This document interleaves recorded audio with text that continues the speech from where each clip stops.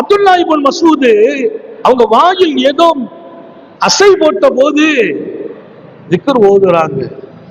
ஸல்லல்லாஹு அலைஹி வஸல்லம் கற்றுக் கொடுத்திருப்பாங்க போல தெரியுது என்று பின்னால் தொடருகிற சஹாபிகள் இப்னு மஸ்ஊத் ரலியல்லாஹு அன்ஹு மஸ்ஜிது கிட்ட வந்த உடனே நிப்பாட்டி, என்ன ஓதிட்டு வந்தீங்க?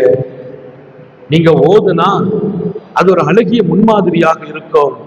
அது சாந்த நபி ஸல்லல்லாஹு அலைஹி வஸல்லம் அவர்கள் கற்றுக் கொடுத்த அது வாழ்க்கையின் நிறைவை தரும் பகுதியாக இருக்கும். அவங்க சொன்னாங்க, நான் ஒன்னும் ஓதலையேன்னாங்க. வாய் ஏதோ அசைச்சிட்டே வந்தீங்களே. அண்ணல் எம் பெருமான் ஸல்லல்லாஹு அலைஹி வஸல்லம் முன்னால் நடை போடுகிறார்கள், நான் பின்னால் வருகிறேன். அந்த வீட்டிலிருந்து அண்ணலாரை நான் தொடர்கிறேன். அங்கிருந்து பெருமானார் பள்ளியை நோக்கி போறாங்க.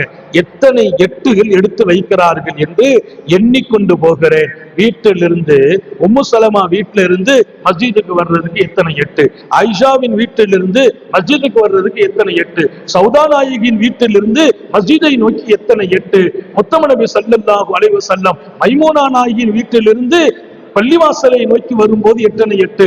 ஒவ்வொரு மனைவியர்களுக்கும் வீடு உண்டு. நபியின் மனைவிமார்கள் தங்கும் வீடு என்றே ஒரு ஏரியாவுக்கு பேரு.